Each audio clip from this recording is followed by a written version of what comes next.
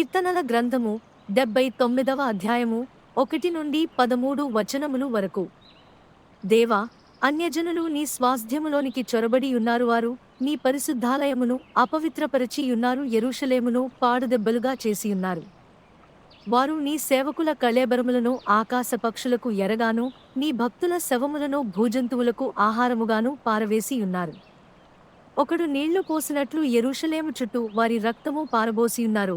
వారిని పాతిపెట్టువారెవరునూ లేరు. మా పొరుగువారికి మేము అసహ్యులమైతివి. మా చుట్టూనున్నవారు మమ్ము నపహసించి ఎగతాళి చేసెదరు. యెహోవా, ఎంతవరకు కోపపడుదువు? ఎల్లప్పుడునూ కోపపడుదువా? నీ రోషము అగ్నివలె ఎల్లప్పుడును మండునా? నిన్నెరుగని అన్యజనుల మీదను, నీ నామమును బట్టి ప్రార్థన చేయని రాజ్యముల మీదను నీ ఉగ్రతను కుమ్మరించుము. వారు యాకోబు సంతతిని మింగివేసియున్నారు. వారి నివాసమును పాడుచేసియున్నారు. మేము బహుగా కృంగియున్నాము. మా పూర్వుల దోషములు జ్ఞాపకము చేసుకుని నీవు మామీద కోపముగా నుండకుమో. నీ వాత్సల్యము త్వరగా మమ్ము నెదుర్కొననిమ్ము. మా రక్షణకర్తవగు దేవా, నీ నామ ప్రభావమును బట్టి మాకు సహాయము చేయుము. నీ నామమును బట్టి మా పాపములను పరిహరించి మమ్మును రక్షింపుము. వారి దేవుడెక్కడ నున్నాడని అన్యజనులు పలుకనేలా? మేము చూచుచుండగా ఓర్చబడిన నీ సేవకుల రక్తమును గూర్చిన ప్రతి దండన జరిగినట్లు అన్యజనులకు తెలియబడనిమ్ము. చెరలోనున్నవాని నిట్టూర్పు నీ సన్నిధికి రానిమ్ము. నీ బాహుబలాతిశయమును చూపుము. చావునకు విధింపబడిన వారిని కాపాడుము. ప్రభువా, మా పొరుగువారు నిన్ను నిందించిన నిందకు ప్రతిగా వారి ఎదలోనికి ఏడంతలు నిందను కలుగజేయుము. అప్పుడు నీ ప్రజలమును నీ మంద గొడ్డలమునైన మేము సదాకాలము నీకు కృతజ్ఞతాస్తుతులు చెల్లించదము. తరతరముల వరకు నీ కీర్తిని ప్రచురపరచదము. కీర్తనల గ్రంథము 79వ అధ్యాయము 1-13 వచనములు వరకు.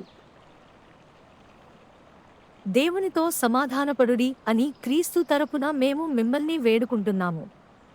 దేవుడు లోకమును ఎంతో ప్రేమించెను.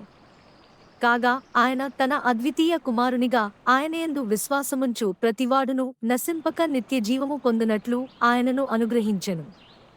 మెస్సియ శ్రమపడి 3వ దినమున మృతులలో నుండి లేచును.